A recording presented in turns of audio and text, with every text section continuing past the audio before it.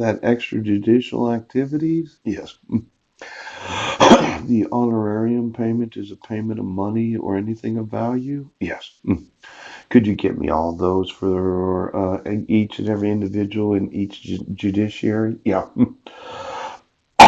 See, there's this thought that you're being paid so much money, yes, as to refuse to acknowledge the laws of the United States. Now, this is from the American Bar Association. It's called the Model Code of Professional Responsibility. Yeah. It's kind of nice that they use the word responsibility. Yes. There could be quite a few of you, yes, that are actually irresponsible. Yeah. Law Clerk Handbook. This is a good one. Yes. This revised the third edition in 2017. Yeah. This is the most recent Law Clerk Handbook. Yes. Could you get me the genetics, Pooch? The actual what if I find any genetic relationship? Yes. In the sheriff's department? Oh, in the police departments? Yes. In the judiciaries, right? And those in the employment of those that are elected to office might not be. I will sue you for the nepotism of employing your own relatives. Now, could you get me all the actual DNA testing that you've already done? See, in reading this about the pro se litigants, yes, to ensure impartiality and fairness to all parties, a judge must be objective and open minded and must not show favoritism toward anyone. Yes. Now, it is not a violation of this rule, right? However, for a judge to make reasonable accommodations to ensure pro se litigants the opportunity to have their matters fairly heard. Now, you'll notice, yes, that I'm a pro se litigant, that you would ensure, yes, pro se litigants the opportunity, yes, to have their matters fairly heard. Now, I didn't think it was very fair that you arrested me and served me at the same time. Yeah. I didn't think it was fair that you accused me of violating the restraint provisions when I didn't. Yes. I didn't think it was very fair that you didn't take into consideration that the arrest and the court appearances on Guam had been expunged. Oh. And I didn't think it was fair that you issued a protection order on July 8th of 2011 while I was in jail. Yes. Now, somebody said, well, he got out right after that. And as I explained, I could have been in there for years. Yeah, things could have gone a completely different direction than what had actually happened. Yes. So the idea of you issuing it here without me being able to respond, yeah, that can't happen because I have to be able to violate it. Oh, uh-huh. And since I didn't get out of jail until the 12th of July of 2011, yes, you actually couldn't issue it until I was in Washington State. Right. I had left Guam. But just for the technical argument of it, yes, I would have to be able to leave the United States territory of Guam for you to remotely believe that I could violate it. Yes. And since I was in jail, hmm and the arrest took place on Guam, yes, I would say if you had done it on the 12th, yes, that when I got out the day before my 41st birthday, yes, it would have been darn difficult considering no passport. Right. Now, you can't issue a temporary protection order when somebody's in jail. Ouch. When the arrest didn't happen here, right? When it wasn't law enforcement that accused me of domestic violence, you can't.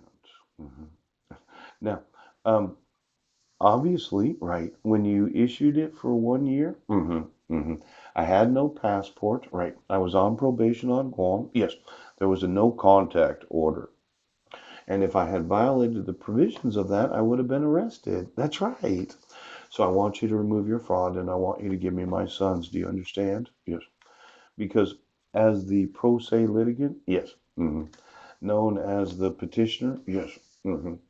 To issue an ex parte temporary protection order without an actual arrest, even though she said I was arrested on Guam, the arrest did not take place in Washington State. The arrest took place on Guam.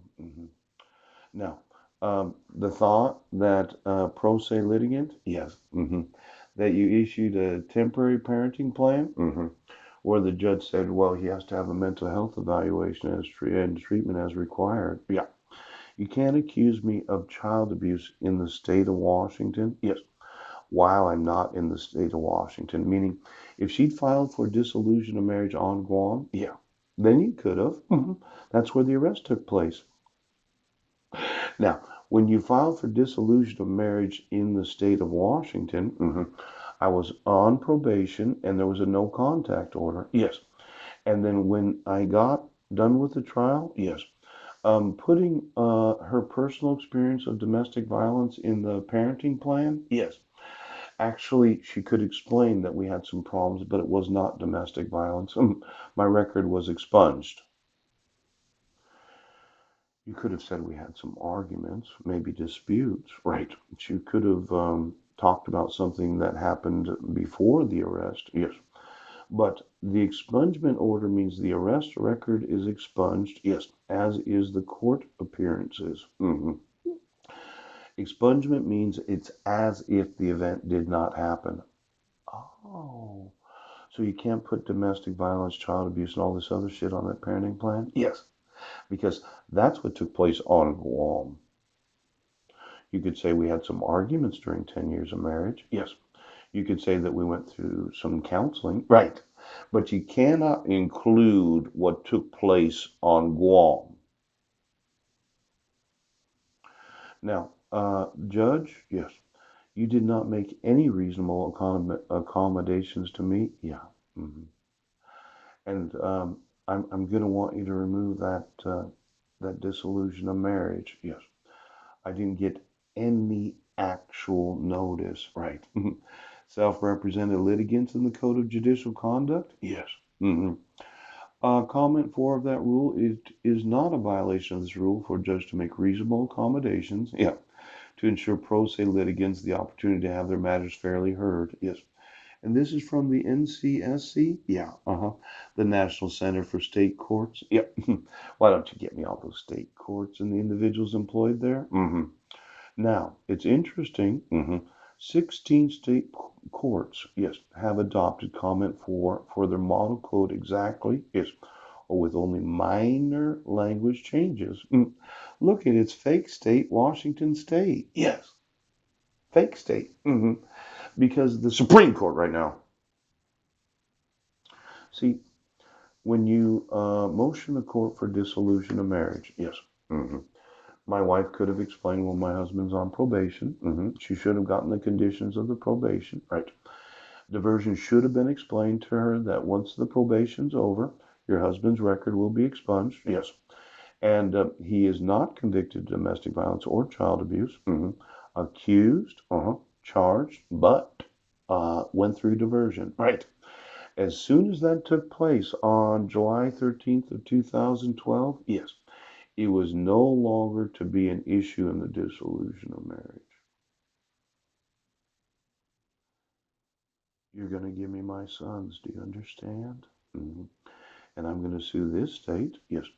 And then there's Arizona, Connecticut, Georgia, Hawaii. Oh, Kentucky, Minnesota, Nevada. Oh. Now, Colorado. When you adopt these codes, isn't that what they are? Judicial conduct? Yeah. There's an obligation of this state to enforce that. Yes. And you have not made any reasonable accommodation for me as the respondent.